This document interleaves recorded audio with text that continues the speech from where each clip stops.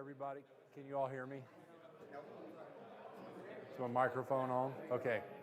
Hey guys, we got about 1 minute and 31 seconds until we're on air, so just want to give everybody the what's now the 80-second countdown.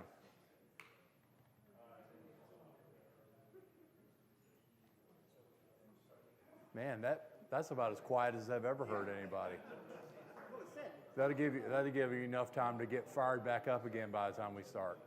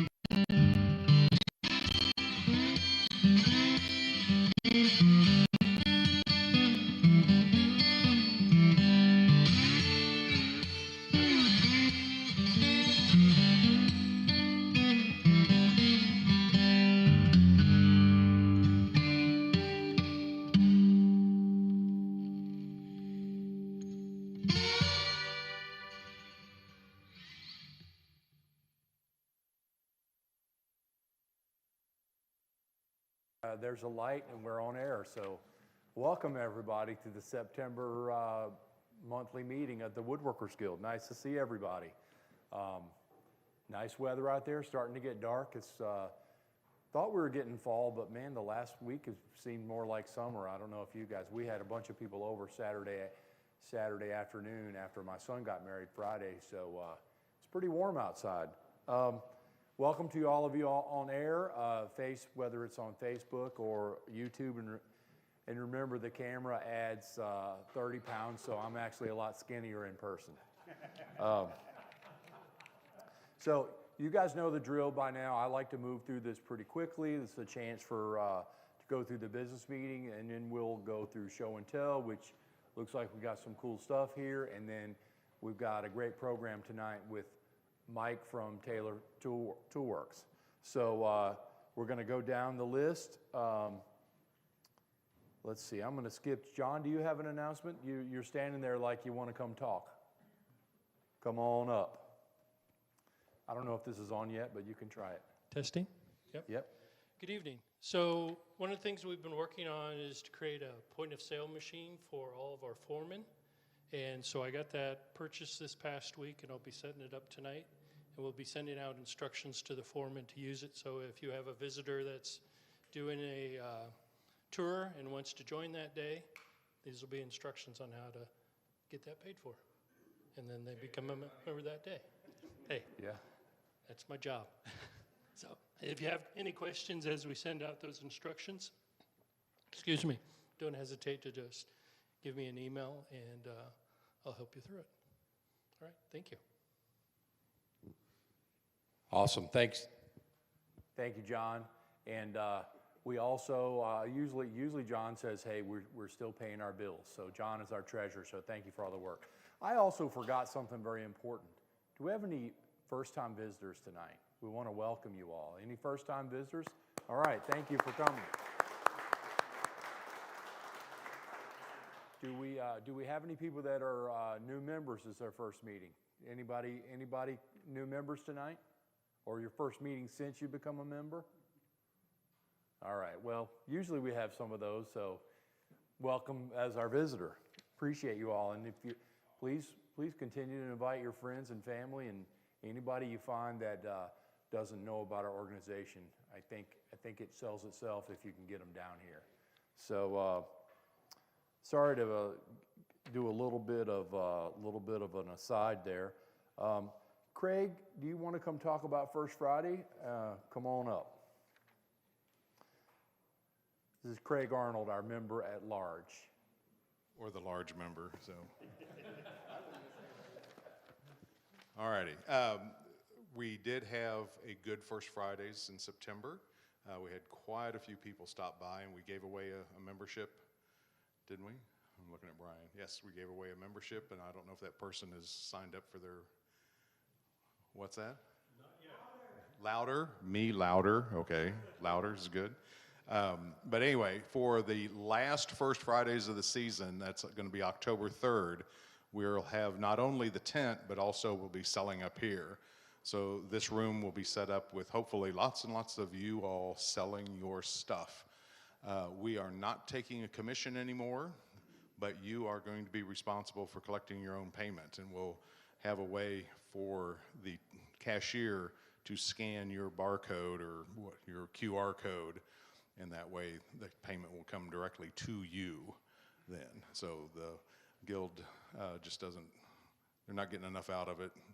And John is, and I can understand this, tired of chasing all that information down. So anyway, if you sell something for $100, you get $100. That's a good thing.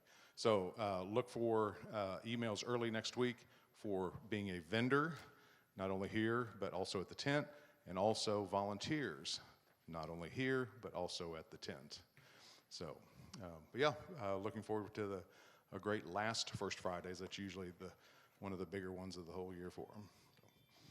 All right, thank you, Craig. Yeah, if you all see the emails about volunteering or coming down, please do. Great thing to get involved with, and a great way for us to get our name out into the community. Going down the list, Chuck has quite a few items for sale. You might want to go peruse his items. Looks like there's some, lots of various things. Looks like there's a miter saw, couple workbenches. So, hey, there's some good stuff there. Yeah. Make sure you don't sit too still. Don't sit too still. You might find yourself on the market. Moving down the list, Brian, our information director, he has nothing to report. Newsletter, I always want to encourage people. First of all, thanks to Stephen and Ron for putting out a great newsletter again. I want to remind everybody, if you're working on something, we would love to hear about it. You can always submit an article, and you could go to newsletter at kcwg.org. And if you're on vacation, you see some pictures, take some pictures. We'd love to see it. Please consider that. Don Steele, I'm not sure I've seen Don tonight, but and I don't think we have any. Therefore, we don't have a book sale tonight, so we'll pass over that. So Casey Ziegler, I don't think Casey's here, but I want to remind everybody you can check us out on Facebook. We have a Facebook page and a Facebook group. So go out there and get engaged. We also have a YouTube channel where our monthly meetings are on video, some of the skill builders. I know a class I was teaching within the last few weeks, there was a skill builder that I recommended that everyone watch because it covered exactly what we were talking about. So you never know, it might be the perfect content if you have one evening where you can't find anything on, to watch. Go check it out and then like and subscribe. Instagram, we have an Instagram account, so you can look up Kansas City Woodworkers Guild, kind of all one word on Instagram. And if you have an Instagram account, please tag the guild, hashtag the guild, however it works, and show your work. I think that covers that. Chris, do you have any other announcements as far as video or AV? So tonight I'm running without another camera operator, so I will be running around. If you guys see me running through, give me a wave for just a minute. And remember, when we have questions, to please use microphones, and that way they can hear online. Yep. Yeah, please, just a reminder, use the microphones. We don't like to be like snippy or snappy when we remind people to use microphones. But what's true is if people are watching online, they can't hear anything unless it goes through the microphone. So even if you have a quick comment, just raise your hand, we'll get you a microphone. That was much appreciated. We do have 2 mic stands out right now for show and tell. To everyone's left, Cal's right, and then in the back, and then when we get to presentations, we'll have a 3rd mic. Absolutely. Yeah, thank you. So events, Terry, do you have any announcements tonight on events? Same announcements. Well, use the mic. I'll use a mic. I don't want Chris to be mad at me. Chris is going to talk about the Santa's Workshop, which is coming up in November. So I'm going to talk about the Christmas dinner. We have our caterers. We're going to have a sit-down dinner. It's going to be the same night in December as we would have had a meeting. In fact, we're going to have a short meeting beforehand. We're going to have tablecloths, real silverware, food, desserts, and hopefully I'm going to have enough volunteers donate small handmade gifts that we can give everybody a gift for coming to the dinner. And we're going to have a silent auction. So if you have something you'd like to donate for the silent auction, please bring it in. We're also going to have, they have a People's Choice Award. That's been tradition. And we're going to have categories for that. In the past, something I would bring in, which is attempt at making something nice, is always competing against someone who made a fabulous desk with the hidden drawers and the hand-carved signatures. And we're not going to be competing against that like that. So it's people's choice. Please think about things you could bring in for that. I love seeing it. It's like show and tell. But you don't, and you can bring in something you've already brought for show and tell if you'd like. But we ask for a lot from you volunteers. Please know they are very appreciated. Chris, would you like to talk? Yep. So Santa's Workshop is coming up the weekend before Thanksgiving. Will be our 4th Santa's Workshop, I believe. Over the previous 3, I don't have the numbers in front of me. I know I want to say it's over 1,500 children that have come through the shop and gotten to make a toy for free over the last 3 Santa's Workshops we've done. It's probably more than that, but I don't have the numbers in front of me. Need lots of volunteers for that to help out. Just curious, how many people, raise your hands, how many people have done Santa's Workshop as a volunteer before? So if you're curious about Santa's Workshop, see if someone has their hand raised, ask them about it. Emails will be coming out. Half the shop will be set up as a sale, similar to what we do for First Fridays. Again, same thing, that you're in charge of collecting your own money.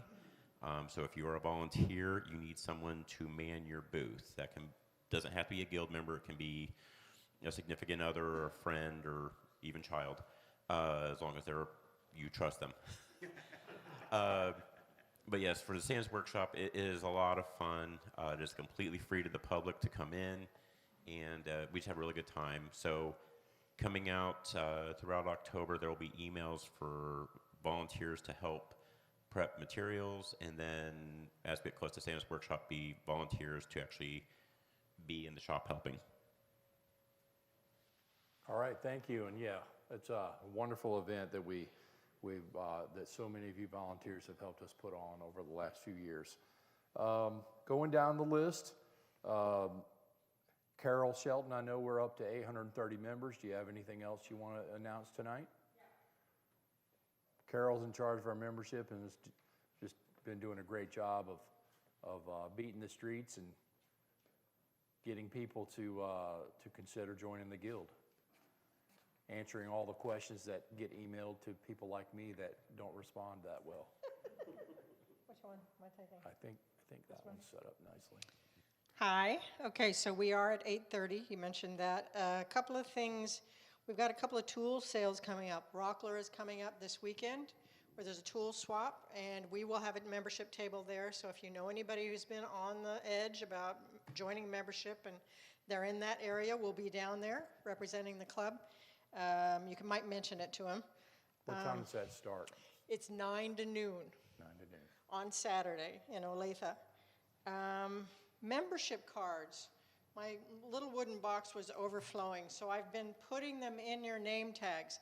If you don't know what those are for discounts. So you want to keep those in your wallet and get your 10% discount at Woodcraft or Rockler or any of our sponsors will give you that discount. You want to get those. So I'll finish that up and get those in everybody's tags, but that's free money. We have another tool sale coming, but I'm going to let Bill talk about that. And then the last thing that I want to talk about is we have 3 shirts left over from our old inventory. So there's 2 ladies' shirts. It's an extra large and a ladies' shirt that's a large in the chambray over here, if you're interested. And then there's 1 men's polo in a medium. And then that's all we've got of the old stock. And then we're going to start rolling over to Mike's stuff that's coming up, which is very exciting. Okay, done. Thank you, Carol.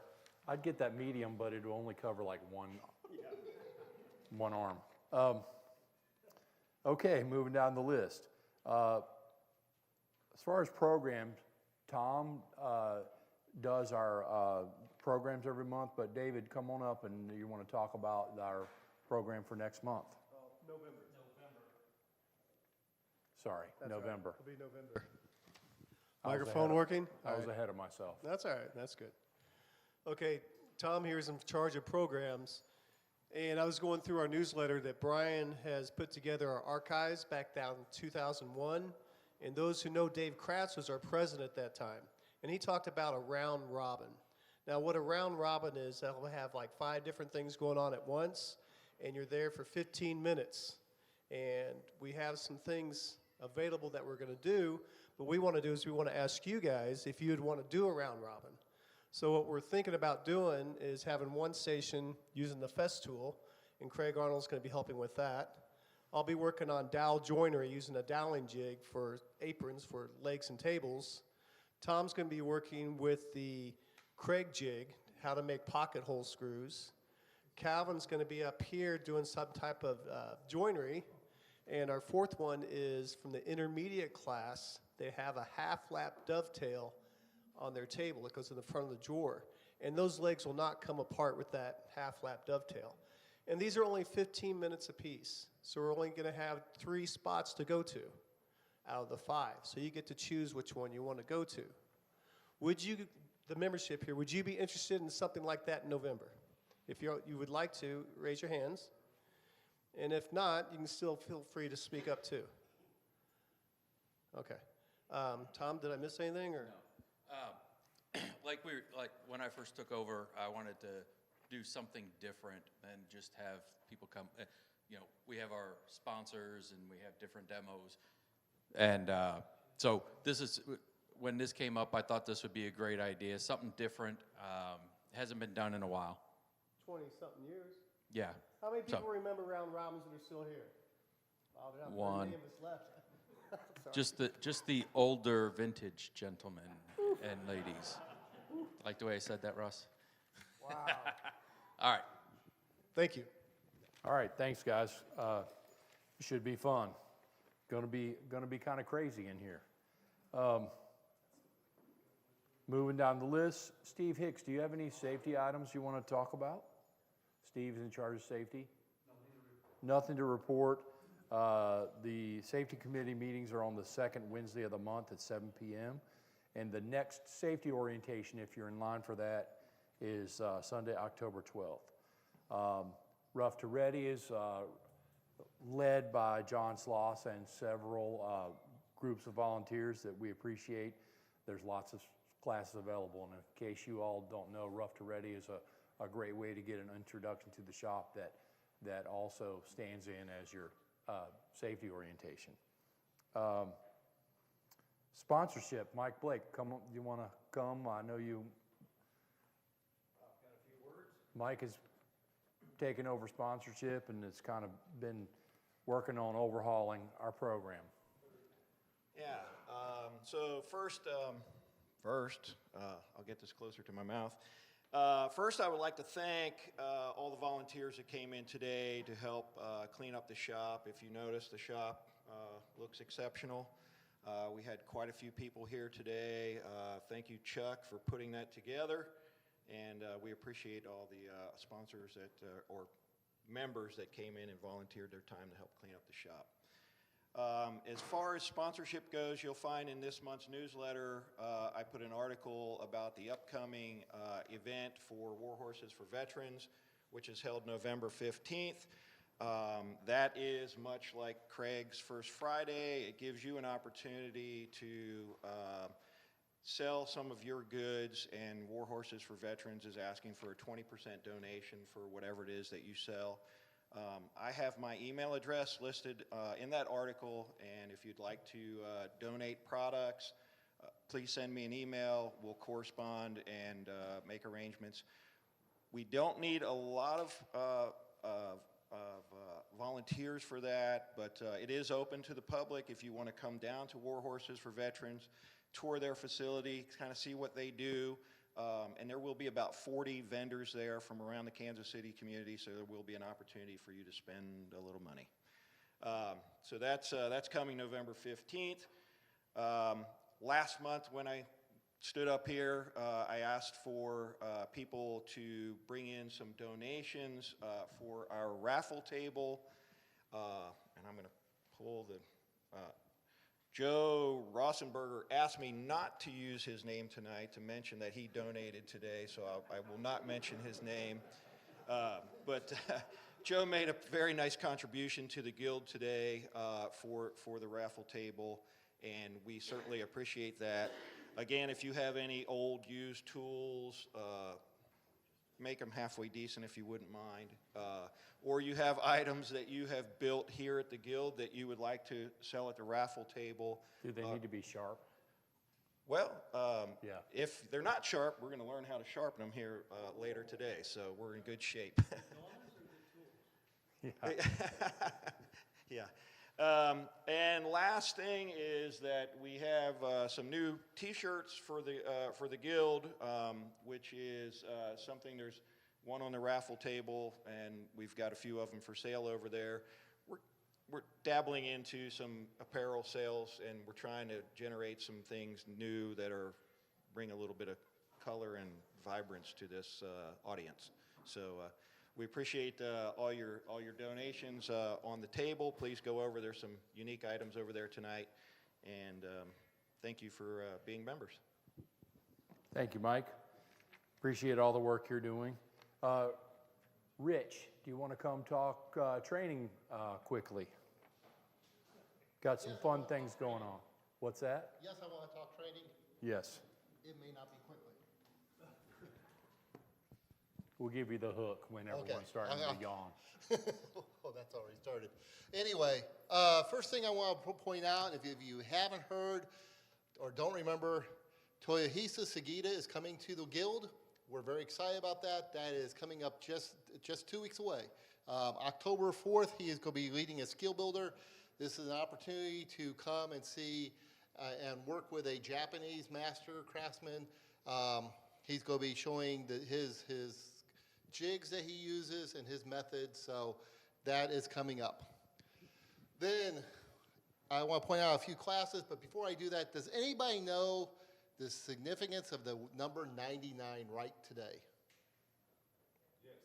What's the significance of 99? 99 days left until Christmas. There's 99 days left till Christmas. So if you haven't gotten out to your shop and started making those Christmas presents, it is now time to start doing that. And we're going to start off, put up a slide.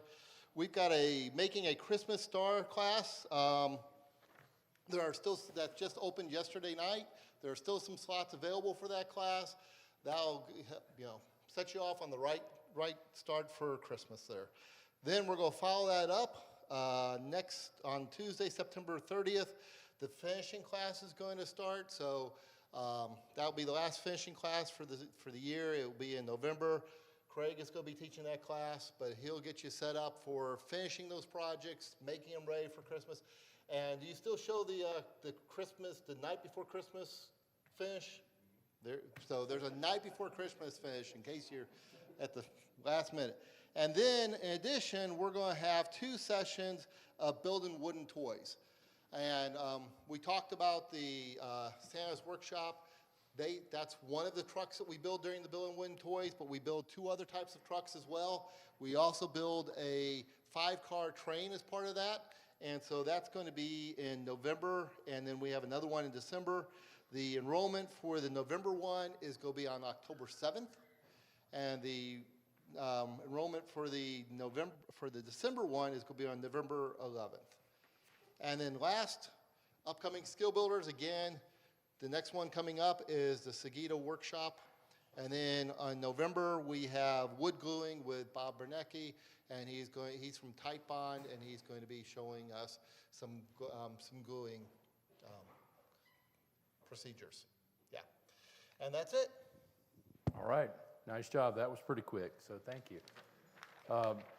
The next thing we have is the SIGs, and I'm going to go down and just highlight them. The SIGs it stands for Special Interest Groups, if you didn't know that acronym. But we currently have 4 SIGs. First one is the hand tool SIG, and they meet the 4th Sunday of the month from 2 to 4. The next one is September 28th. Wayne, do you have a special topic on the next one? I don't know the topic, but there will be one. Don't know the topic, but there will be one. But if you love hand tools, using them, fixing them, collecting them, that's the place to go. Wood carving SIG is held the 4th Tuesday of the month from 6 to 8. And the next one was 9/23 or September 23rd. And if you're interested in carving of any kind, this is the place to come down and work on your carving. Laser engraver SIG is held the 4th Wednesday of the month at 7. The next one is September 24th. So if you're into the laser, that's the time to come down. That's also the time you can get trained to use the laser, because using the laser requires a separate certification here, because it's obviously a pretty detailed operation. I wouldn't know the first thing about how to even turn it on, so I would need to get certified. The CNC, they've already had the September CNC meeting, so the next one is 20th of October, and that's led by Gary Mielke and Ed Stewart. Gary, anything special on the next CNC meeting? So if you're interested in the CNC, October 20th is the time to be here. That would be 6:30 p.m. So now I'm going to turn it over to... Cal, you got that announcement? The CNC also needs special certification too. So the CNC also needs special certification, just like I mentioned the laser. Thank you for that reminder, Craig. So now, Bill Robertson. Bill, you want to come up? I know a lot of you guys know who Bill is. We're very fortunate that Bill showed us around the Toy and Miniature Museum a couple of months ago. So I know that you have something you want to talk about, so welcome. I do. Thank you. Thank you, Cal. Back in March, I went to my dad's 96th birthday party, and an old friend of the family who her great-grandfather helped build my great-grandparents' house called me up and said, I do estate sales, and I'm looking at a house that I don't understand. You've got to come over here. And this is in a small town in Pennsylvania of about 3,000 people that my family's lived in forever. And I went over. I guess it's a hoarder house. We were trying to figure that out. 2 of the bedrooms, the guy had taken the light fixture off because there was a stack of the room was filled solid with boxes, banker boxes. There was an aisle one direction, another aisle 90 degrees to it. So the width of a box, so he could pull a box and get out of the room. He collected things. He collected china. He collected Native American stuff. He collected Chinese jade. That was all fake. He liked cameras. We don't know how many cameras he had, somewhere between 1,000 and 2,000, that ranged from brownies to pre-war Leicas. That was 110 banker boxes full of cameras. But he collected tools in the 1980s. And she had me open a bunch of boxes and look at tools, and after 5 hours of looking at boxes, I said, this is ridiculous. We're barely touched the surface. Why don't I just give you X amount for all of it? And she said yes. So I bought myself a huge antique woodworking tool collection, which I don't collect woodworking tools. Many people know that I do collect tools, but I don't collect woodworking tools. And we decided it's all back in town here, and we're going to sell it. But I didn't want to sell it alone, and I needed a place. A friend of mine who owned Vulcan Ford's Jewelry, he shut that down over on Broadway, 36 Broadway. Anyway, we're going to use his storefront. It's about 5,000 square feet. He has his jewelry. He used to make jewelry in there. So he has rolling mills and plating and engravers and all kind of commercial jewelry stuff. And then I got a couple other friends of mine and another estate collection out of Kansas from a fellow that died that we're just starting to see. Another friend of mine moved recently. He had 600 axes and 3,000 hammers. And he said, I'm going to thin my collection. So I said, well, I've got a place for you. Anyway, we're having a tool sale. There's these flyers up at the front there or on your table with the flyers. And it's October 3rd, 4th, and 5th. That's that first Friday weekend in October. We were going to do it down in the Bottoms, but we found a better location right on Broadway, which is even closer to you all. It's just down the street. Anyway, we have thousands of pounds of tools. My stuff, we've all priced it cheap because the goal is to sell it, not collect it. I've priced my stuff, which a lot of it is comparable to what Jim Bodie sells on the internet, 1/3 to 1/2 of what Bodie sells for. And a lot is even less than that. There's over 50 Stanley planes. There's Cooper's tools. There's wooden planes. There's the guy like Shipwright's tools. So I think there's a 29-inch rosewood Razzie plane, which is, that's pretty big. He liked axes. There's at least 50 axes in just the stuff I got, including a dozen or two go back as early as the 17th century. Some of them have 2-foot wide blades on them. Others are, there's a Bany from Lancaster or Chester, Pennsylvania, a good maker. There's a dozen broad axes. There's mortise axes. There's more axes than I've ever seen in my life. Anyway, we're going to have a big sale. So it's a tag sale. Show up, grab a flyer. The details are on it. We are not letting any early birds in, so you don't have to worry about showing up and find it's been picked. Numerous dealers, nationwide dealers, have called me and can I fly in and buy? No. So everyone gets an equal chance. I don't know that this quality of tools has been sold in the Midwest region in quite some time. The guy who collected this had very good taste. A lot of some of the Stanley's in the box. Some of it's very nice. There's nothing rusty and junk. He was a very methodical collector. There's only one of each thing. He never bought duplicates. So something like a number 5. Okay, you would think if you're out shopping, you're going to end up with a bunch of number 5s. No, he has a 5, a 5C, a 605, a 5 Defiance, a 5 two-tone. That's how he bought. And anyway, there's a lot of stuff. And anyone have any questions about that? Or yes? What time?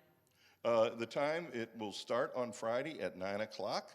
It runs 9 to 5 Friday and Saturday, and 10 to 2 on Sunday. Grab one of these, it's all on the back. Cash is preferred, because you're basically going into a flea market where you have a half dozen or a dozen vendors. If anyone has a bunch of tools they want to sell, we still have space. We have 5,000 square feet. So contact me. Carole has my contact, so you can get with her and she'll pass it on and we'll have a conversation, and maybe you can bring a truckload too. The location is you park right in front of the place on Broadway, walk across the sidewalk, you're in the building. No steps, easy in, easy out, which was very key to us because I don't want to move a couple thousand pounds of tools.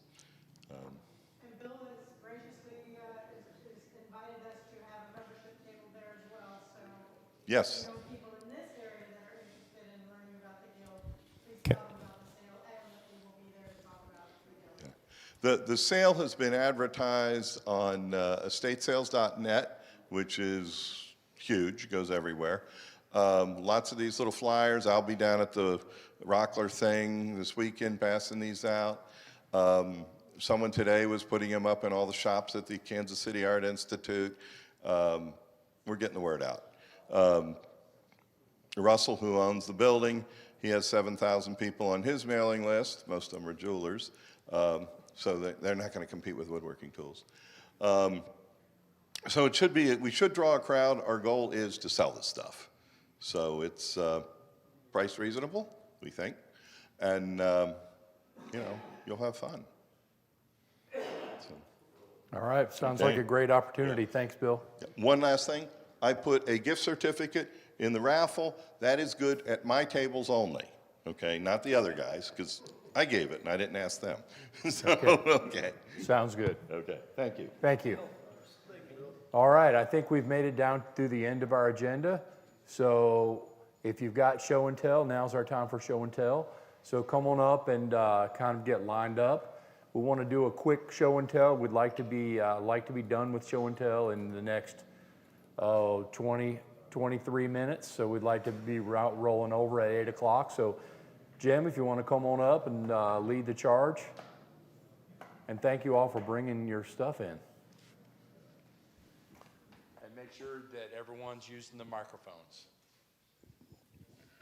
Hi, everybody. So, Russ, you want to start?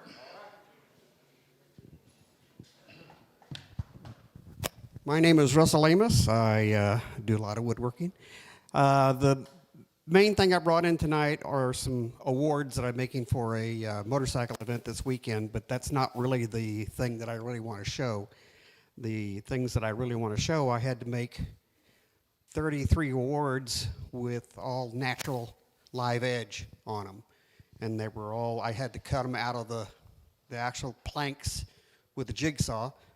So I had 4 rough edges on these awards, and I couldn't figure out what am I going to do. Okay, so I have an L fence that I've used occasionally with, and I had these templates that I used to lay them out on the actual planks of wood. And I thought, well, why don't I just nail the template to the underside of the award and run it through my L fence. And if you don't have an L fence and you do a lot of repetitive stuff, you really need to get an L fence. They are really easy to make and very easy to do. So what I did, I nailed the template to the back of the awards, and I was able to cut 3 sides on the L fence and came up with perfect pieces. Any questions? So, what is this made out of? That's acrylic. Acrylic? Yeah. And you cut that out? No, I didn't. No, there's 33 of them. I had a company that I do a lot of work with, does laser engraving and laser cutting. He cut those all out on a laser. Okay, and they did the engraving Yeah, as well? yeah. Okay, and so... So all I did was really the wood base. Okay.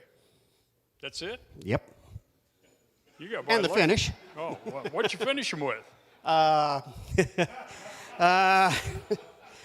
finished them with wipe on poly. because I had wipe-on poly. Okay, I'll accept that excuse. All right. From Harbor Freight, yeah. It's still on? I mean, it worked? Yeah. From Harbor Freight? Yeah, no, I'm just kidding. Just kidding. Okay. Any questions? That brings up a side thing. I'm a real advocate of Izzy Swan, and if you've ever watched his videos in the intermediate advertisement part of it, Harbor Freight shows up. That's got to be the biggest dichotomy that I'm sure Izzy's never been inside of a Harbor Freight store. Anyway, okay, so how many of these do you build? 33 of them. Okay. And this is the small one. So there was one size up and then a bigger size yet. Okay. Very good. Questions? Thanks for bringing it in, Russ.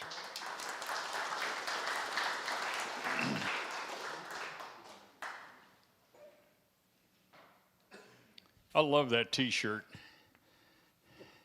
It's a takeoff from Oh, you got to take the. There you go. Excuse me. Microphone. It's a takeoff from Julius Caesar's quote, "I came, I saw, I conquered." So we, in woodworking terms, I came, I sawed, I fixed it. Yeah. Little duct tape help. Yeah, it's true, yes. Yeah. All right. Baling wire. Absolutely. Yeah. From Harbor Freight. No. Okay. Tell us about this cutting board. My name is Gary Holterman. I've been a member here for 4 years. I decided to do something a little more challenging. I saw this idea on YouTube. Not Norm, but the carpenter on this old house. Tom Silva, thank you. Yeah, Tom Silva put this on YouTube. It's made with walnut, cherry, and maple. I didn't have any maple, so I used alder because this, for me, was a proof of concept. I just wanted to find out if it would work before I spent money on the real wood. But turned out pretty good. I ended up getting a lot of help from the foreman, shop foreman. Really appreciate those guys being here. In all stages of the project, I ended up with great help from the foreman, so I want to call those guys out. The biggest challenge for me with putting this together was the glue up, because the way this is made is you cut each of your 3 species into a rhombus like this with 4 equal sides. This is the cross section. And you end up with 3 pieces like this, 1 for each species, and you have 2 for each species that are 36 inches long in order to get enough pucks to make your board. And what you end up with is a cross section like this. This will be the face of it, and this will be the height of the board, if you will. So you glue all these together, and imagine all these faces trying to glue and put them into the right position, keep them in the right position while you're gluing your next one. It's pretty maddening to try to get that all done. But I was able to do it without keeping the rest of them out of line. It turned out fairly good. I was really surprised. And on the ends, I tried to use a juice groove bit for a router to make the handles on the ends. So there's probably other ways to do it. I know some guys I saw used a box core bit to just cut one side of it to have handles that you slip your hand in from the bottom. That's another way to do it for these type of boards. So what kind of a finish did you put on this? I just used the mineral oil and beeswax. Okay. So what's this for? You going to give this away, or is it? My wife already has eyes on it. Okay. It's already spoken for. All right. You going to make any more? I plan to, yeah. Any different design? I'll probably experiment as I go along. Okay. Talk to me later. I've done a number. This is one of the hardest ones I've ever done.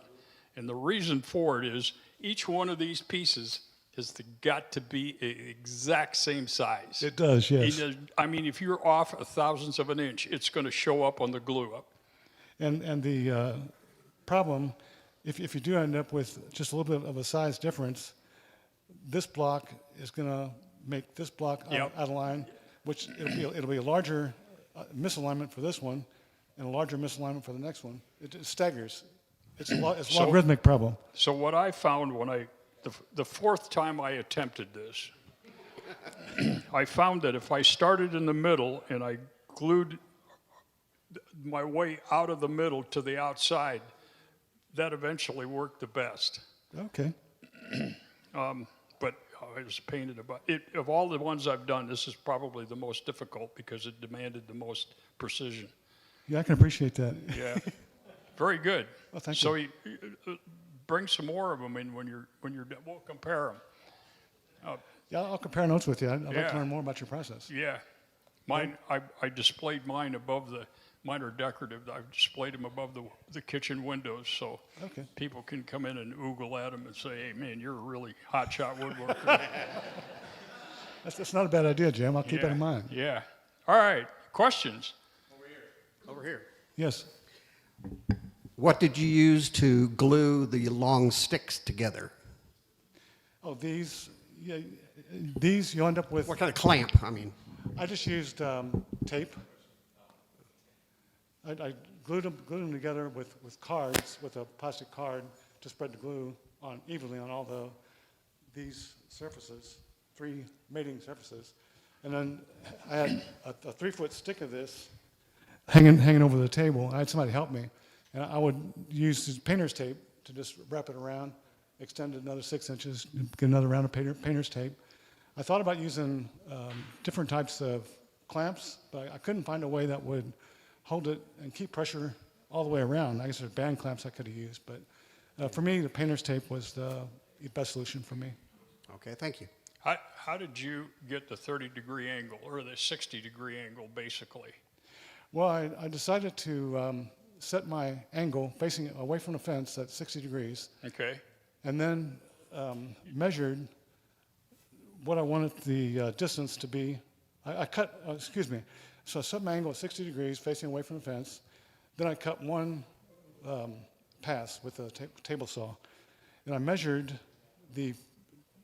this face, the angled cut, measured this distance here, and set that from the blade to the fence, reversed the piece, because I knew that would be the same distance that way.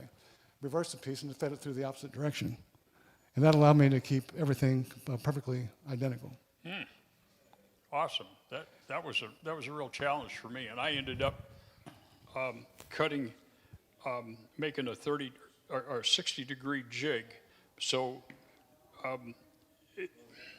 basically, if these match up perfectly, you know you've got 60 degrees. Correct. Yes. Yeah, and and so I adjusted my jig until I got those to fit perfect, which took up half of my material, so I had to go buy more material. Yeah.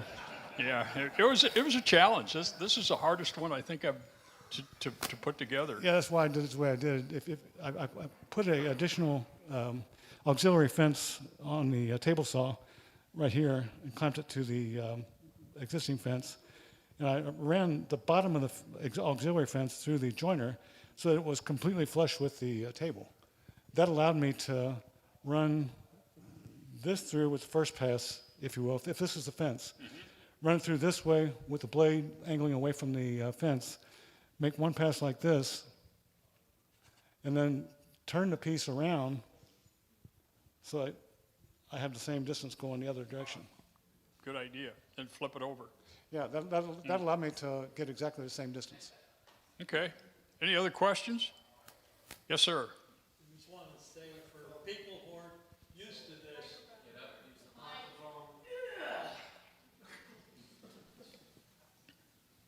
for people who haven't done this much, when you glue up, do not use sand or salt or any of that stuff in the glue to keep it from sliding.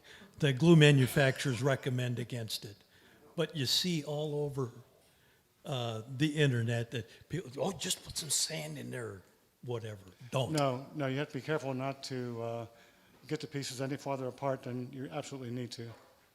Because any distance between the pieces is going to just get logarithmically increase as a space. All right. Any other questions? Thanks. Awesome, Chuck. Awesome.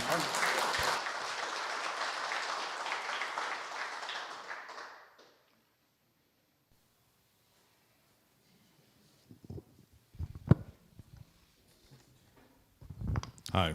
Howdy. I'm Craig Arnold. This is a Limbert, Charles Limbert design from the late 1800s.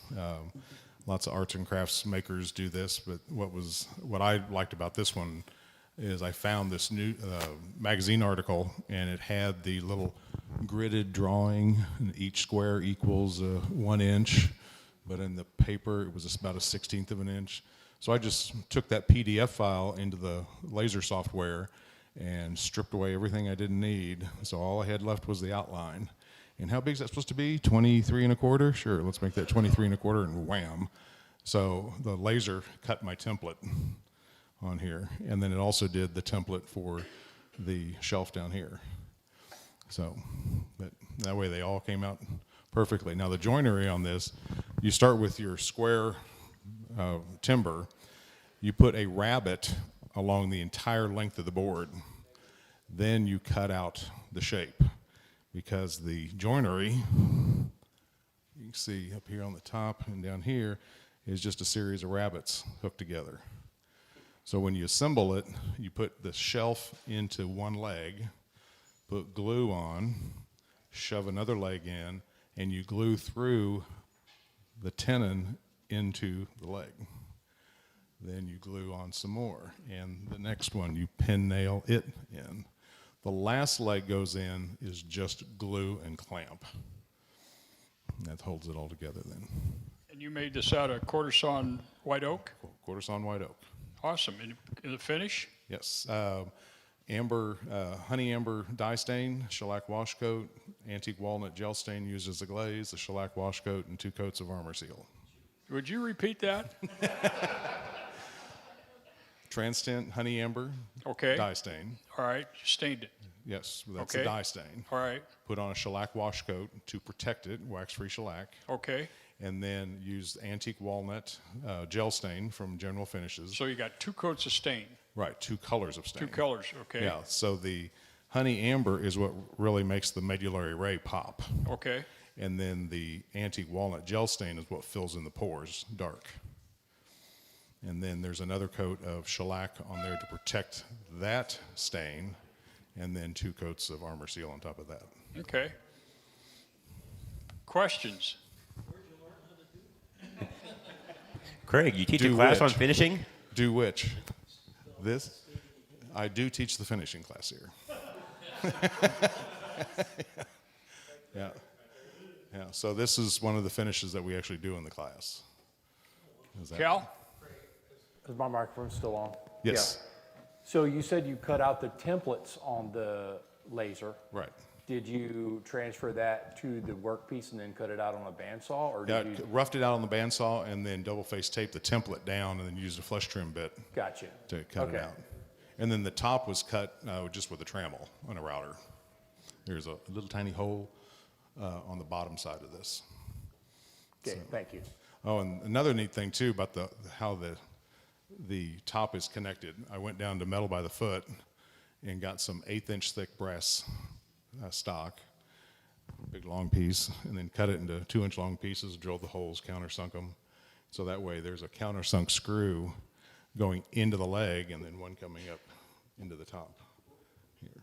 So what's this piece going to be? It's just an end table. For your own? No, it's for sale. It's actually going to be in the Belger Put a Lid on It show. Okay. October 3rd, along with 3 of my boxes are over there. So, free advertising. Yeah. Awesome. Any other questions? Very good. Yeah, Thanks, but if you Craig. want to take a look at the joinery, you can just turn it upside down. You can see the rabbets on the bottom. Yeah, just leave it on the side when you put it. I'll do that. All right. But that way, because the rabbet goes on all 4 boards, and you want to make sure that you cut it so that the rabbet is always down. I learned the hard way. I had to cut a rabbet off and glue another piece of stock on and re-rabbet it.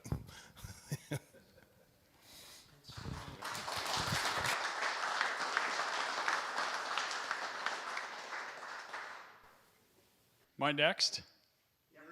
All right, let's. So I told you before that I'm a real advocate of Izzy Swan's. I think the guy's an absolute genius. My shop is in a I have limited space. It's in a 2.5 car garage. So one of the problems in my table saw, I've got, everything is on a mobility kit. So I pull my table saw out, and I have a cart that I can tip sheet goods up on the cart, and I can flatten them out, and I can slide them right onto the table saw if I'm cutting the long direction, the 8-foot direction. What I have a problem with is making cross cuts on plywood. And so my buddy Izzy helped me out.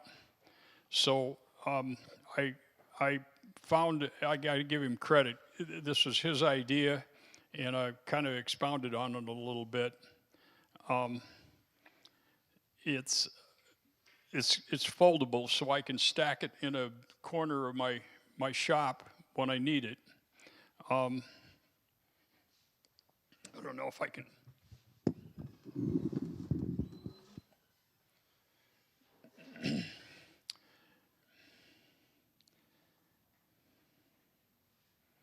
So one of the things I found was that it's kind of a little bit on the unstable side. So I stiffened it up with some fasteners.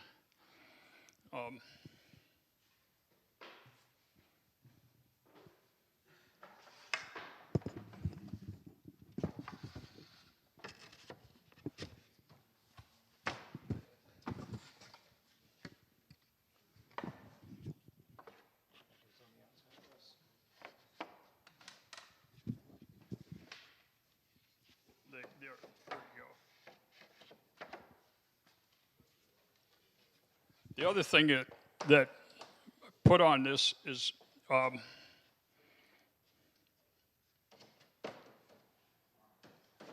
there you go. This one down a little. It's all right. So I put some legs on this, and one of the new tools I bought is there are two companies that make the grab-alls. DeWalt makes one, and the company called Grab-all, and they're suction tools. And if you don't have one, they're awesome tools to help you out. I've even lifted pavers, concrete pavers with them. They create so much suction, and they're continuous, and they run off of my 20-volt battery system platform. So I can take a sheet of goods with that grab-all right here, set it on here, slide it onto the table. That works real well. I'm going to add on a jig that I can use to cross cut with, that I can just put my marks on where I want to cut, put it on a hinge, and so it has the offset for my skill saw, my battery skill saw. So that's the next thing.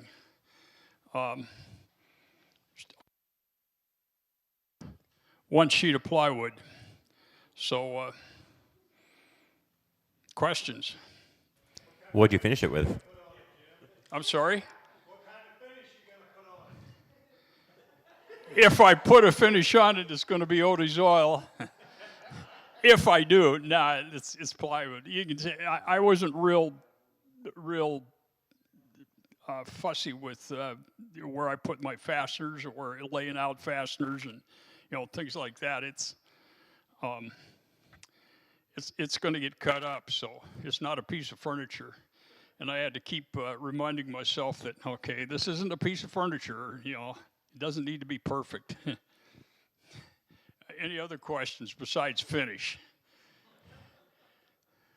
I'll leave it set up like this. If you want to, it is real. I think the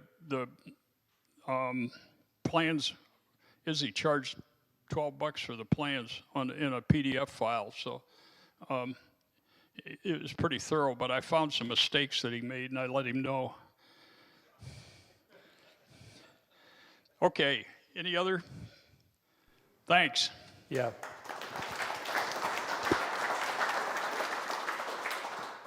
As usual, thanks everybody for bringing the projects. They're great.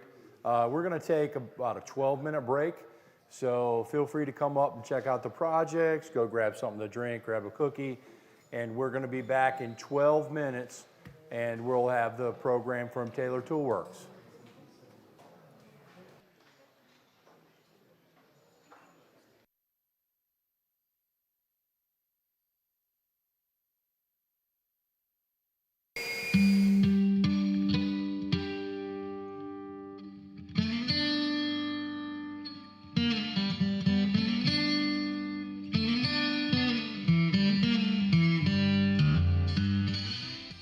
Hi, my name is Dave DeLillo, and welcome to another of the Kansas City Woodworkers Guild's ongoing series of machine safety videos.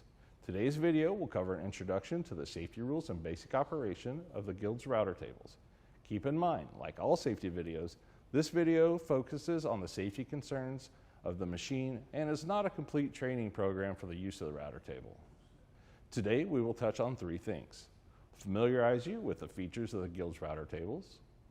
We will show you and will demonstrate the basic setup and operation of routers using the tables, and we will cover the key safety precautions that you must observe each time you use this system. You should always remember one of the most important safety concerns is to wear OSHA-approved safety glasses with side shields at all times while in the Kansas City Woodworkers Guild shop. Your regular glasses are not approved for use when participating in any shop activity while you're at the Guild. Although hearing protection is not required when using router tables, if you feel comfortable wearing hearing protectors, by all means, do so. One caution on hearing protection: Guild safety rules stipulate that any hearing protection must not have the ability to receive any type of broadcast music or podcasts. Failure to follow this requirement introduces safety risks and may result in losing your shop privileges. Now let's familiarize you with some of the key features of the JESSM Router Lift and JESSM Master 2 Fence. The key features of the JESSM Router Table and Master Fence 2 include the following: the large, flat table surface itself. The extra surface allows for the running of small or narrow pieces that would not be safe to run on a handheld router. The table features miter slots or T-slots that run the length of the table. The T-slot is not designed for using a miter gauge. They are designed for using featherboards. They come with a unit that can be adjusted to hold the workpiece tight against the fence. When the fence is used to guide the workpiece through the router bit, we do not use a miter gauge on the router table. In the center of the table itself is the router mounting plate and lift assembly. The router is installed from below the surface of the router table and locked into place. This cam lock indicator clearly shows when the height adjustment mechanism is locked down. It can be set to the lock position by inserting the hex end of the lift handle into the slot and turning it clockwise. To unlock, turn the lift handle counterclockwise. To adjust the router bit height, insert the lift handle into the appropriate slot. The router height can be raised or lowered as needed. The router itself comes with two sizes of router bit collets. One is 1/2 inch in diameter to accommodate router bits with 1/2 inch shanks.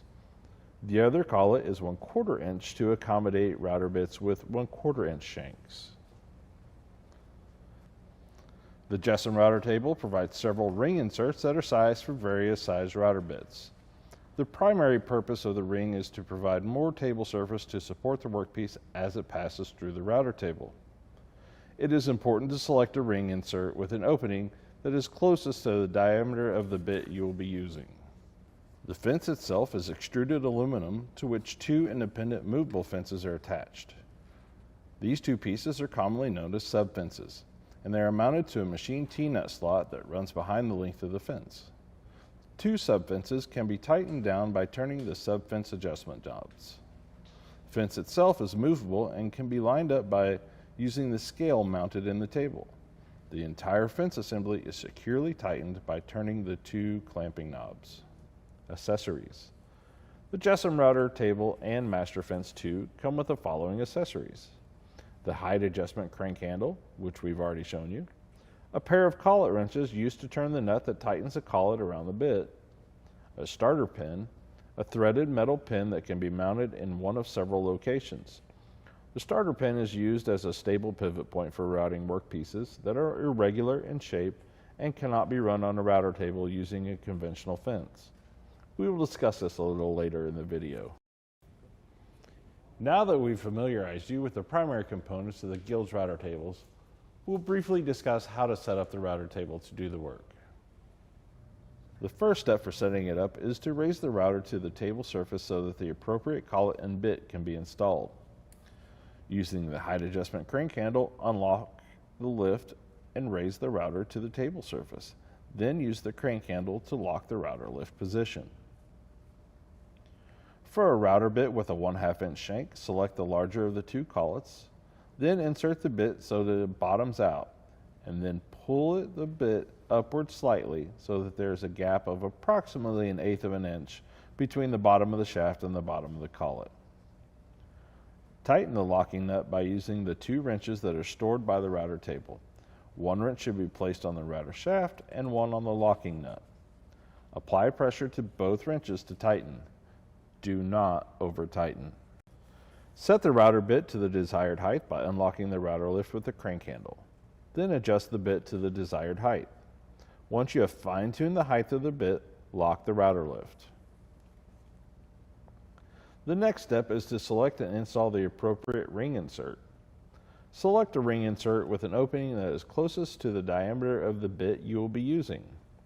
This means that the inner diameter of the ring insert should allow for the smallest gap between it and the end of the bit as it rotates. Ensure that the ring insert is firmly snapped into place. Then set the clearance of the 2 sub-fence halves so that the cutter opening is slightly wider than the cutter of the router bit. Secure them to the back of the fence by tightening the sub-fence adjustment knobs. The final step is to position the entire fence assembly in order to make your cut. Easiest way to do this is to line up and secure one end of the fence by tightening one of the clamping bolts. The fence will pivot, which will help to line up the other side. The side positioning scales may be helpful for properly positioning the fence when needing to make fine adjustments. The purpose of the side positioning scales is to make micro adjustments to the bit path, especially when using straight router bits. It is important to understand and remember that when using a router bit that comes with a top or bottom guide bearing, the fence should be lined up so that the workpiece transitions smoothly from the face of the subfence onto the guide bearing. On the outfeed side of the bit, ensure that the workpiece also transitions smoothly from the guide bearing onto the other subfence. Using a straight edge or scale will help you ensure that the fence is lined up perfectly with the outward point of the bearing. Now that we have familiarized you with some of the basic features of the Jessen router table and Master Fence 2 and have demonstrated proper setup, it is time to turn our focus exclusively to the critical safety rules and precautions that should be followed when using router tables. The first safety rule to remember is to disconnect the router from the power source by unplugging it. The direction for feeding workpiece into the bit is always right to left. Because the router is mounted onto the table in an inverted orientation, this is the opposite direction of feed compared to when using a handheld router. Feeding the workpiece from right to left ensures that the stock is moving through the cutter in a direction that is against the rotation of the cutting blade. Otherwise, the cutter can grab and pull the workpiece from your hands. Never feed the stock between the fence and the cutter or bit. Before running the workpiece through the router, examine it to make sure that there are no knots that could come loose, no cracks that may cause the piece to break apart, that the workpiece is not cupped or warped. Stock defects such as these can create safety problems. Shaping narrow or small workpieces can be hazardous. Use a push box and perhaps a featherboard to comply with the 3-inch rule. A special note about starter pins. If you need to route an irregularly shaped workpiece that cannot be run on a standard router table fence and the router bit is equipped with a guide bearing, install a starter pin into the router tabletop. A starter pin provides a solid point that allows the woodworker to slowly pivot the workpiece into the bit until it contacts the guide bearing of the bit. This helps ensure that the workpiece is never fed entirely freehand into the router bit, which may cause you to lose control of the workpiece. To install a starting pin, locate the threaded screw hole on the end feed side of the bit. Thread the pin into the hole and secure it tightly. To use the starting pin, remove the fence and turn on the router. Hold the workpiece firmly on the table and against the starter pin. Slowly feed the stock into the rotating bit until the piece firmly rests against the guide bearing of the bit. Continue to make your pass, ensuring that the workpiece is firmly on the table and firmly rests against the starter pin. Then transitions to the guide bearing of the bit. At all times, the workpiece must be supported by either the starter pin or the guide bearing of the bit. The workpiece is never to be introduced by freehand into the bit. A special note, if you've never used a starting pin before, please connect with the shop foreman and ask them to help get set up and run your piece, and for any advice or guidance they have for you to run your piece safely. As in all cases, it is best not to learn from mistakes when routing with a starting pin. The Jessom router table is an excellent tool for performing operations such as joinery, creating decorative edges of wood, flush cutting, rabbeting, and several others. Remember, follow the safety precautions described in this video each and every time you plan to use the router table. If you observe any non-functioning safety feature, damaged parts, or any issues with this tool, bring them to the immediate attention of the foreman on duty so that they can be corrected or repaired. This is Dave DeLillo for the Kansas City Woodworkers Guild. Thanks for watching.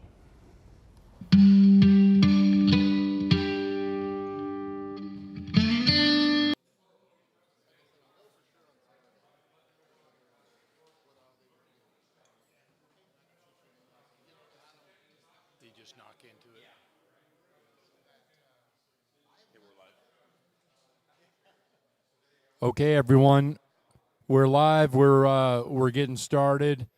Mike,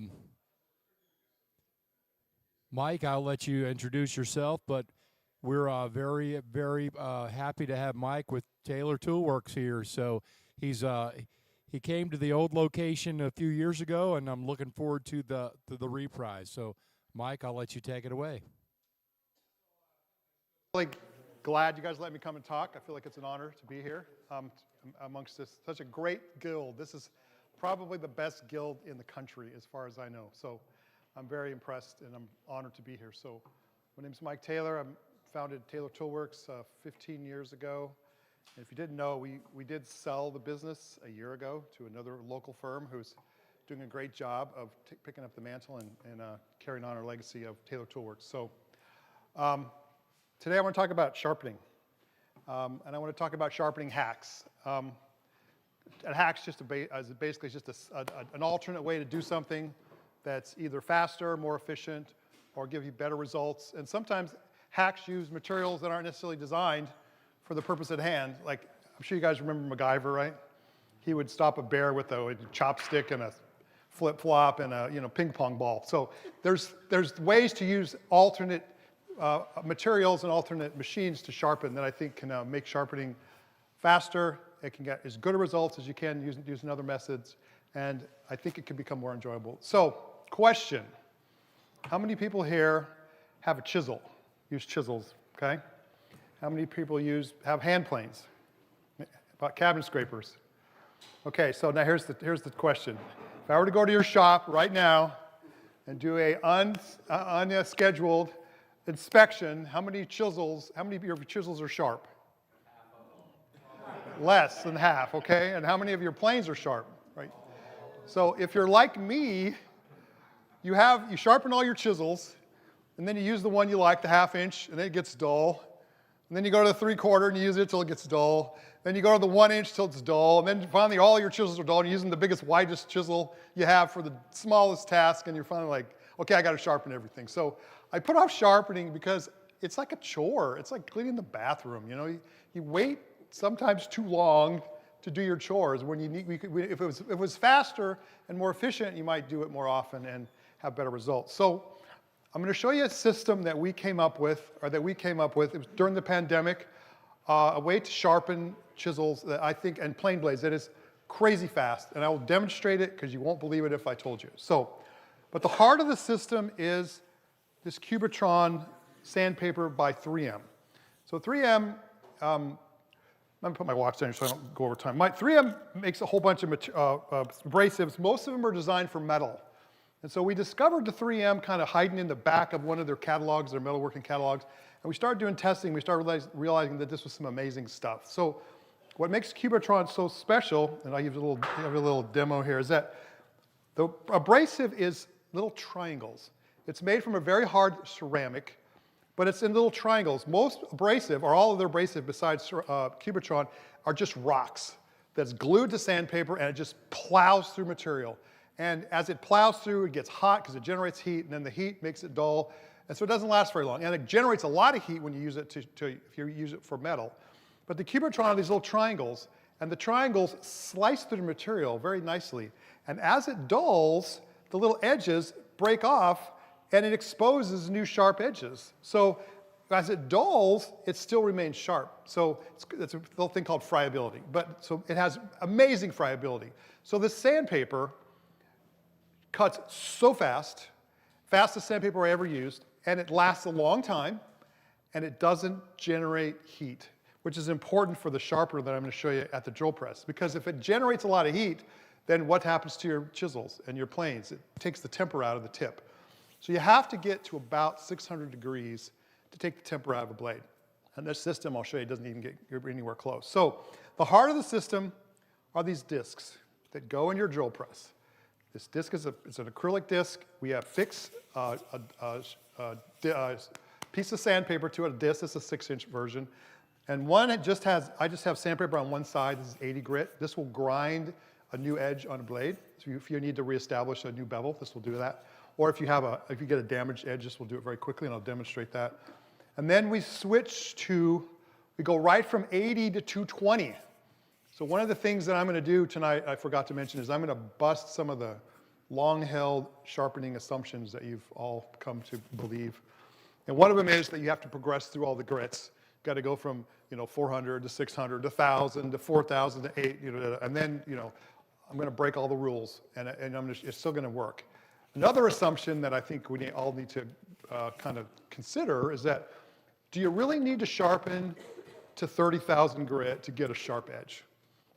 I mean, a lot of people, I see them online, they sharpen to 30,000 grit, they take all these steps, get all the way up to 30,000 grit, and they're looking at their edge with their loop, and I mean, it's like they're worshiping this edge. And what we find is that this one guy did his name's Suman, I don't know his last name, Woodcraft by Suman, did a study, and he found that he sharpened up to 30,000 grit. After 10 passes of wood, on a wood, a plain 10 slices of wood, his blade was down to 4,000 grit, his sharpness. So it's like, you can sharpen to 30,000, but it's the law of diminishing returns. It really doesn't last. So why spend all the time going to 30,000?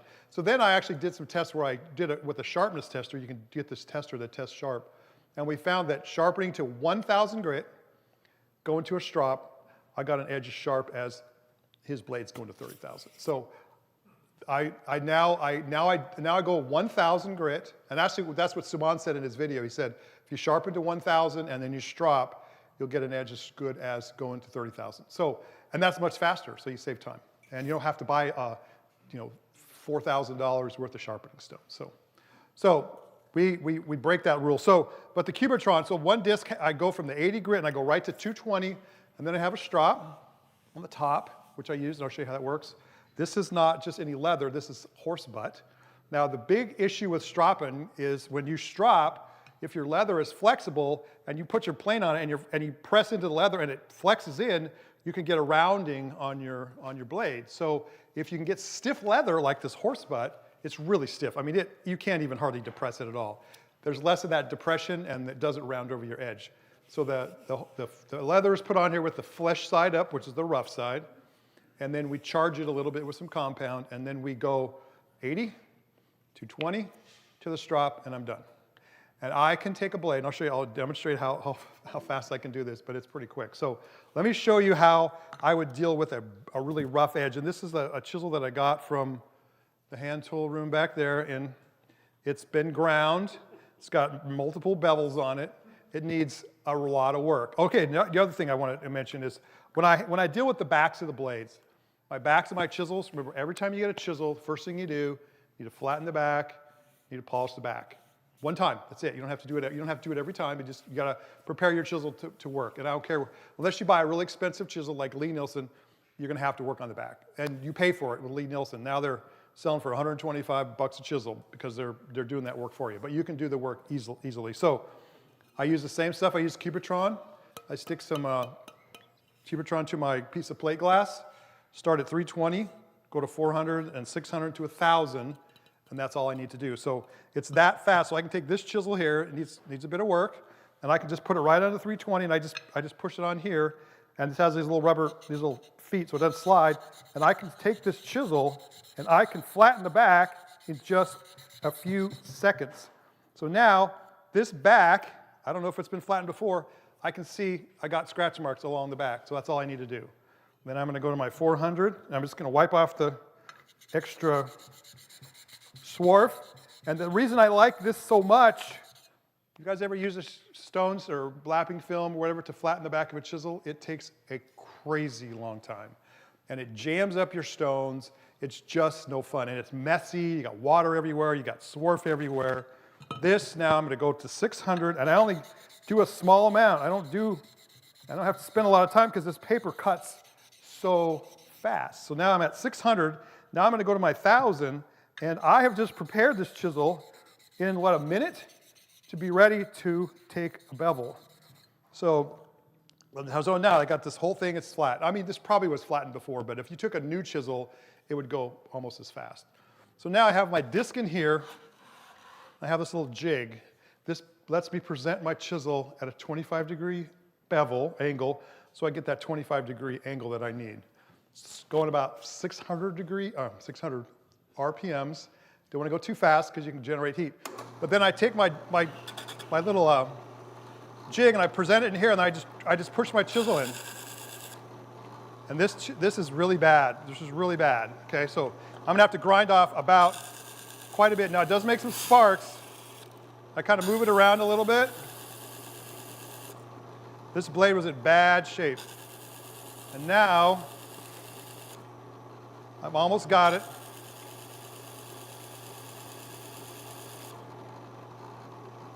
It's warm, but if it was 600 degrees, I would be in the ER right now. So it's not 600 degrees. So it's not creating enough heat to take out the temper. And then I'm having to take off some, so I didn't go all the way down the bevel. There's a little bit left because this is pretty bad. But so now I got my chisel basically ground, 25 degrees. Of course, it has a burr on the back. Now I'm going to change my disc to my, right here? I'm going to change it to my 220. And now this one, I hardly have to do any work at all because it's going to take off a lot of material real fast. So I can take my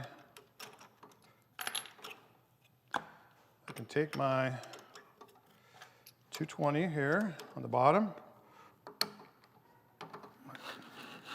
And then I have a little bit, I'm going to take I had my little charging paste here. Yeah, so I put a little bit of charge on here, not much, just a little bit. It's a very small amount. And I take my chisel here, and I'm going to stick it in here, and present it in here. Just a little bit, and I can see that those 80 grit scratches are gone. Now, I drop my chisel on the back. Spinning away from me, that's very important, okay? If it wasn't, then so I drop it on, I just do a little bit. You can tell it's working because you got black, it's making it black. I drop my bevel down, and then I just raise it up a little bit.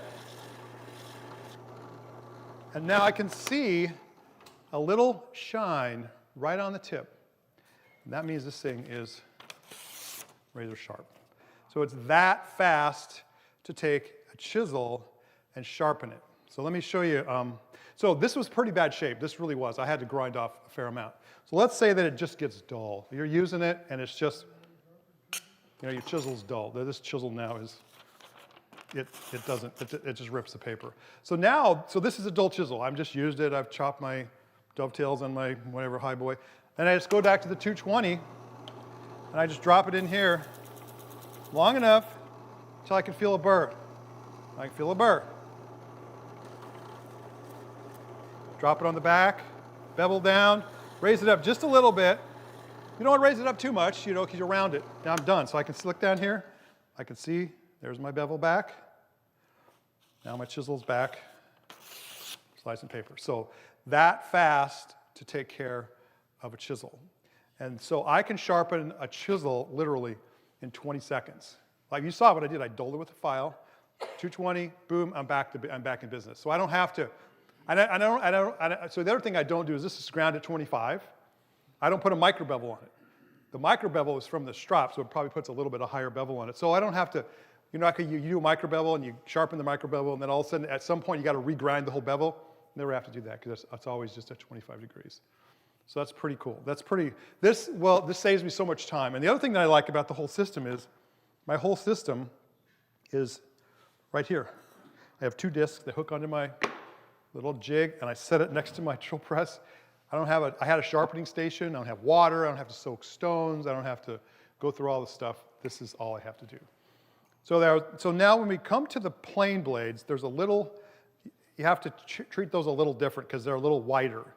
So when you feel the bottom of this disc here, you'll feel it, and after you use it a few times, that in the middle, the grit's a little grittier, sharper than on the outside, because you tend to use the outside perimeter of the disc when you're grinding. That's just human nature. That's what I do.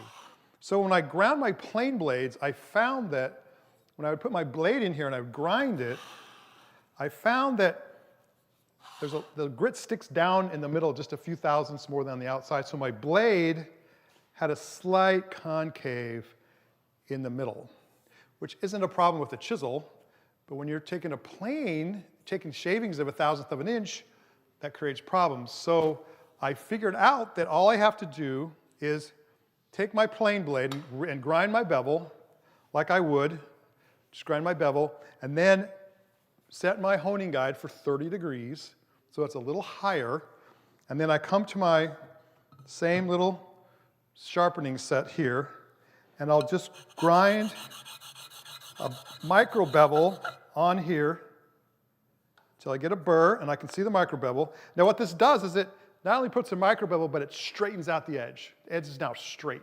And if I want to put a camber on, I can do that by putting a little pressure on the outside, getting a nice little camber. But I sharpen it here. I'm on 320. And I can see my micro bevel, and I can feel my burr all the way around. So I can go down to 400.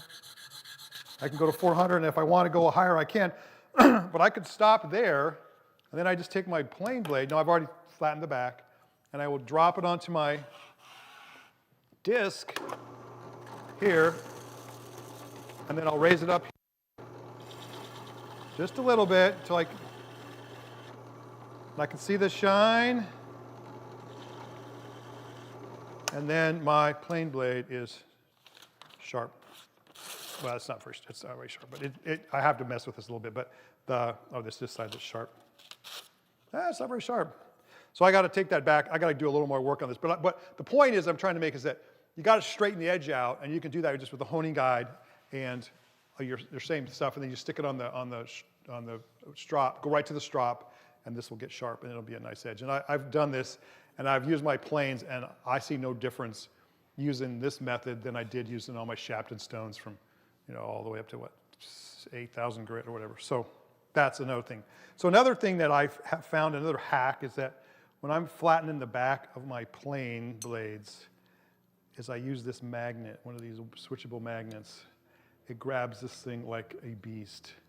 And I can then take this and I can push down right on the edge. When I'm preparing plane blades, I probably need to prepare the back a little better. So I got this down, and I go to 400. Let me sharpen this up right. So I don't have to try to manhandle this blade. You know how it is. It's really frustrating. And if I really want it to work, I could put one of these discs on my table saw, and this goes clunk, and it pushes down on my table saw, and all I have to do is move it forward and backward. I don't have to push down. It's fantastic. It's a great way to sharpen. So I'm going to go to 600. Wipe it off. Go to 1,000. And so like I said, I've tested this on the sharpness tester, and These are fantastic edges. So now I think I can probably take this to my strop and get a nice perfect edge. So drop it on, drop it gently on. And you can see it gets shiny.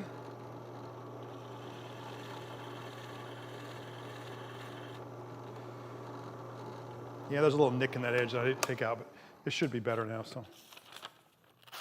So my blade's sharp. That's all you need, and that's going to take care of your work. So that's chisels and plane blades with the drill press sharpener. It has changed. I mean, personally, that's what I use. I don't use all the stones. So last thing I want to do, and I don't know how much time do I have left? Time? Okay, so I want to show you the cabinet scrapers because I feel like I got pretty good at sharpening cabinet scrapers, but I still couldn't get a burr every time. I mean, I could probably get a burr 3 out of 4 times, and then I had to kind of mess with it. So I found another way to prepare cabinet scrapers that I think is really fantastic. And that's this little thing called an AccuBurr. Has anybody heard of this?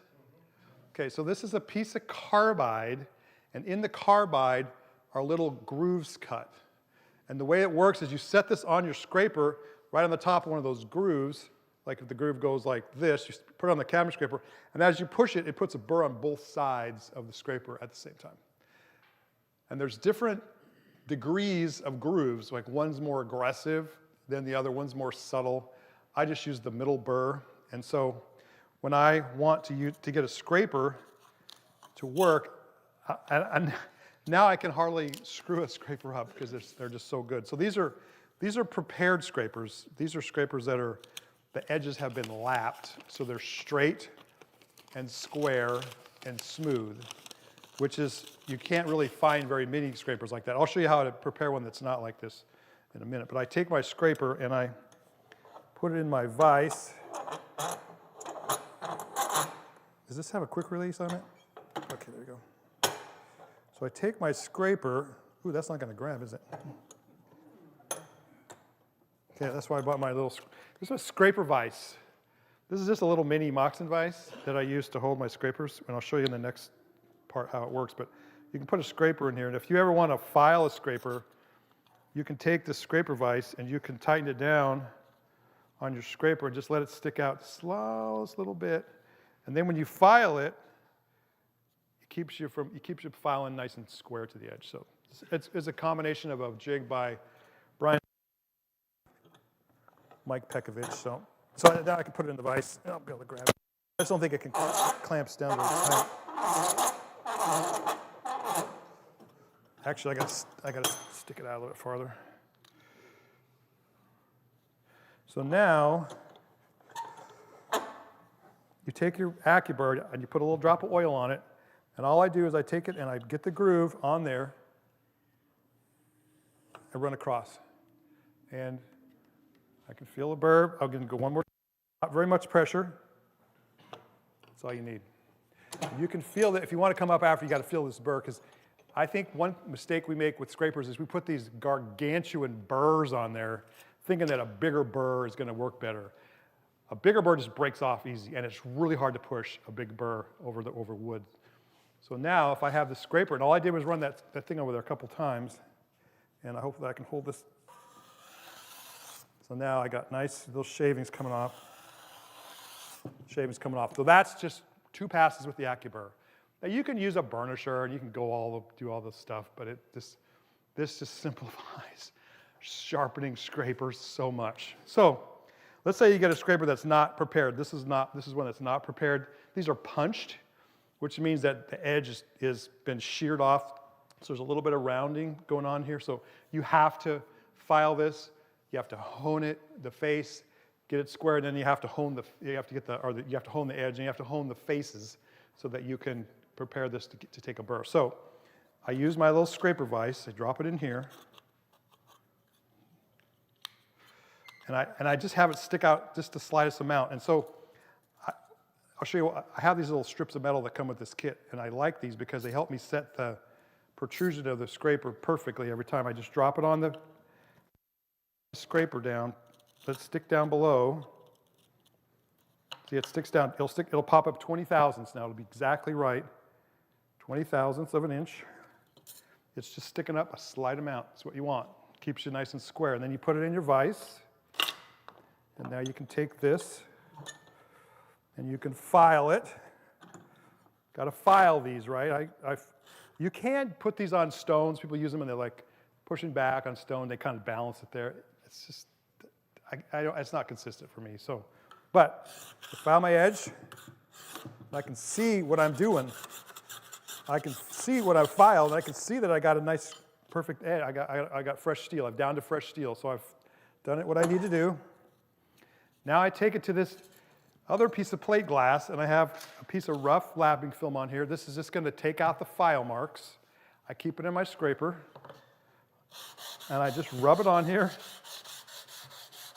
This block keeps me square, keeps the edge square. That's very important.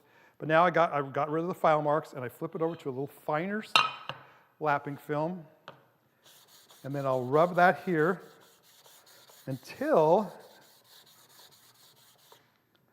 I see it shine. I can tell that I got rid of the mark. So now my scraper is perfectly square and honed, so it's ready to do the faces. See, now I still got to do the faces.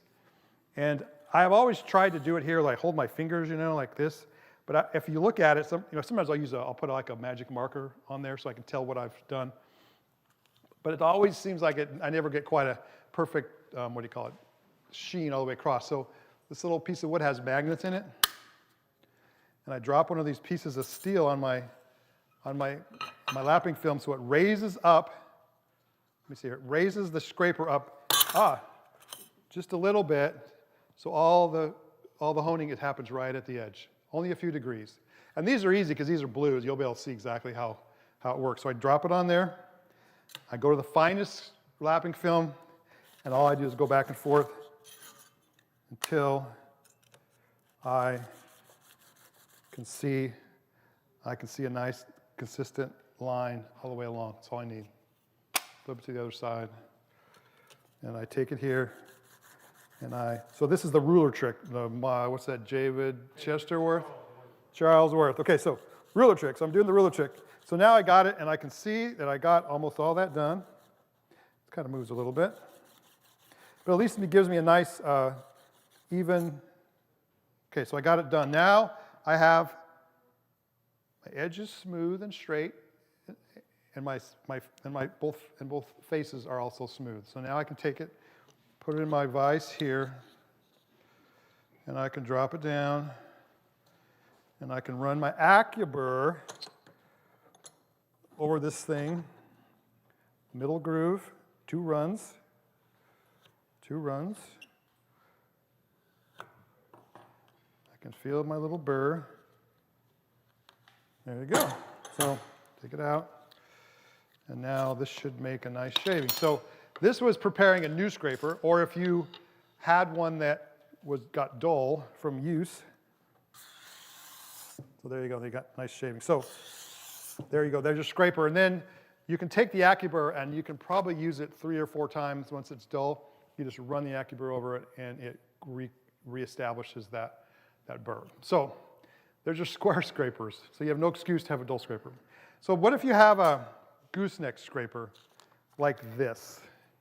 Has anybody ever used one of these?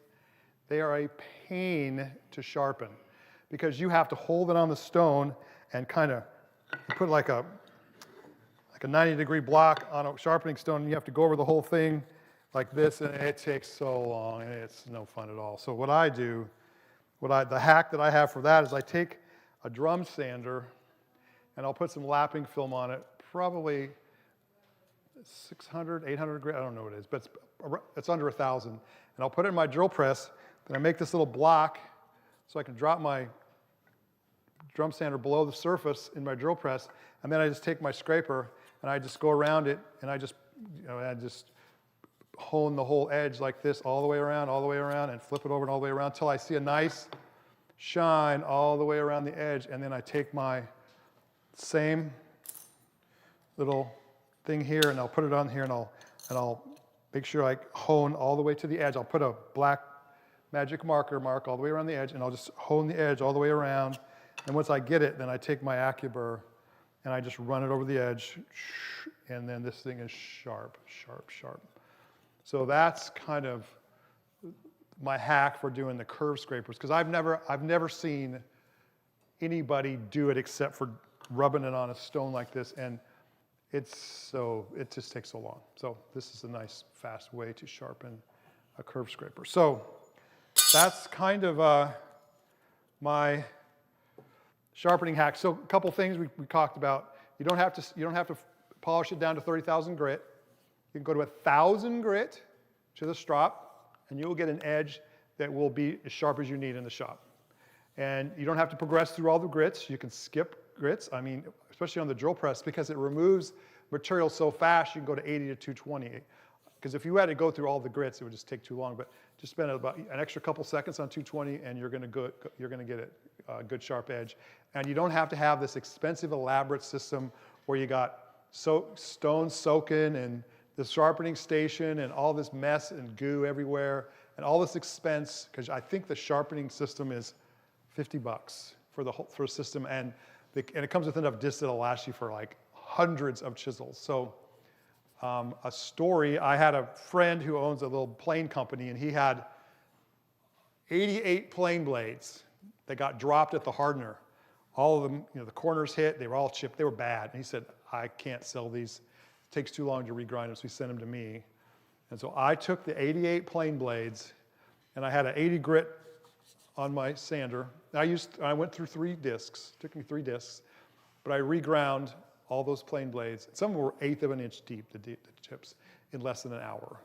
And there was I didn't lose a temper on any of them, reground them, and then we were able to sell them.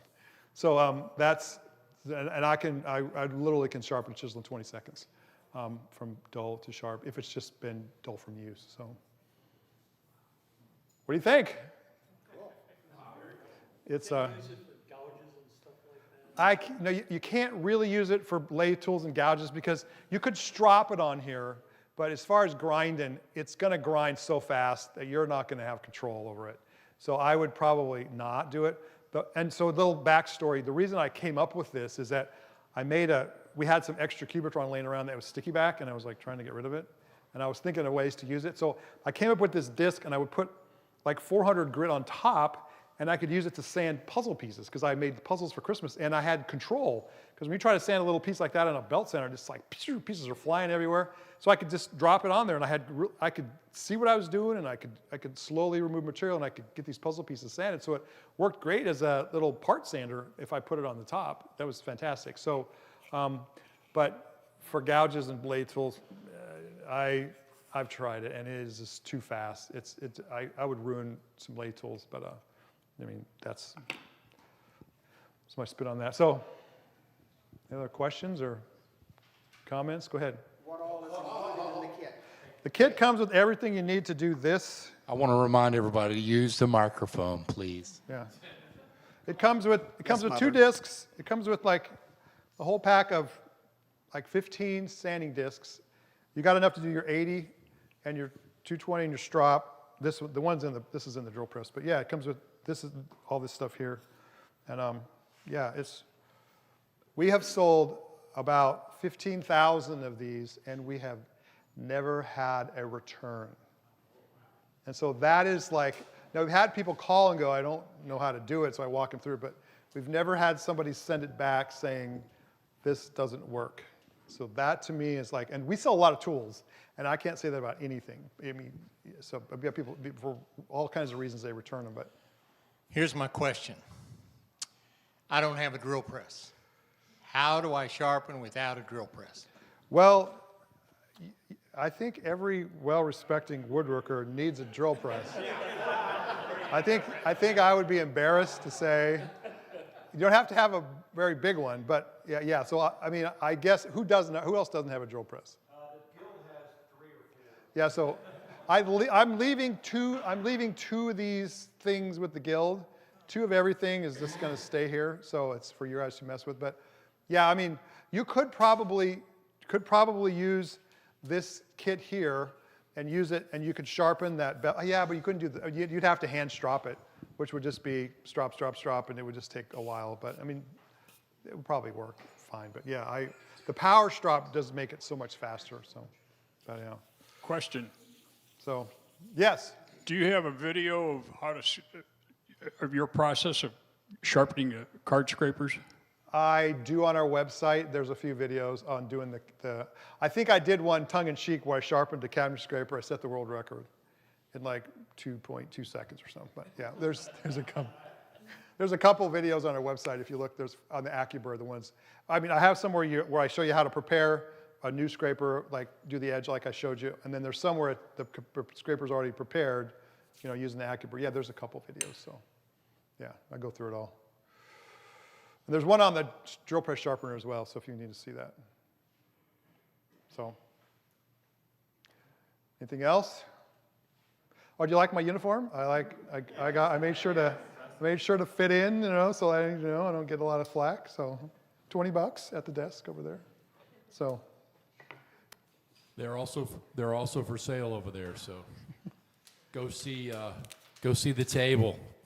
Get wrapped up in fashionable guild gear. Okay.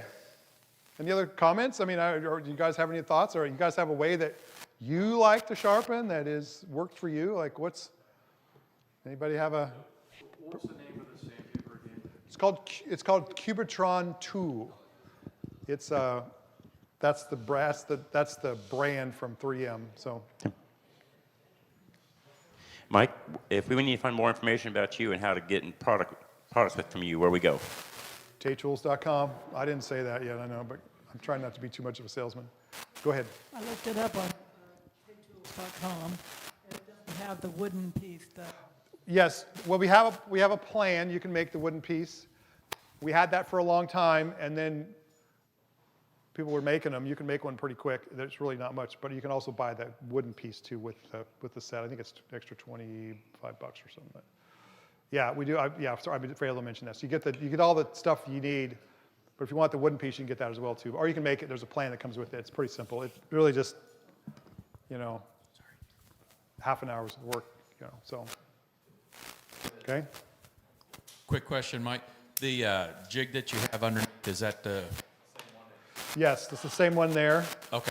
And so I set it up towards the disc is pretty close to the jig, and then, yeah, and then it even has a hole in the top where you can put your little compound. So the whole thing is like self-contained sharpener. So mess with it. Let me know what you think.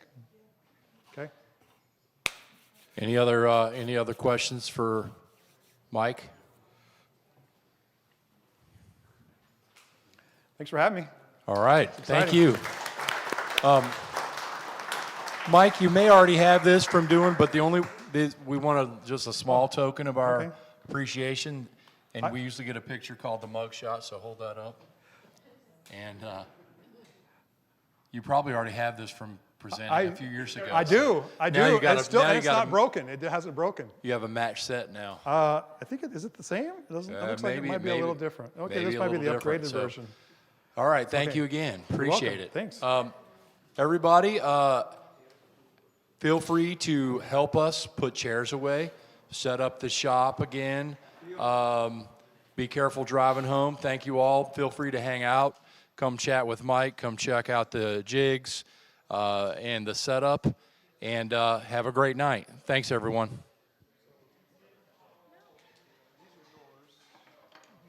This has been a production of the Kansas City Woodworkers Guild. A special thank you to our guest today, to the Guild's Leadership Committee, and to all of our sponsors.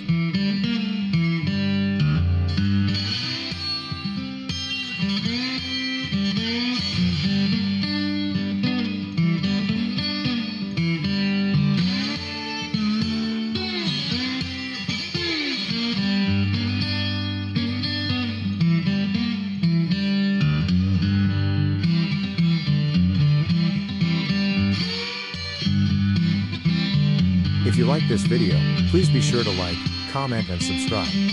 For more videos, please check out our YouTube channel. For more information about the Guild, upcoming classes, and events, please visit our website kcwg.org. You can also find us on social media by searching for Kansas City Woodworkers Guild. And remember to hit the subscribe button and ring the bell for notifications.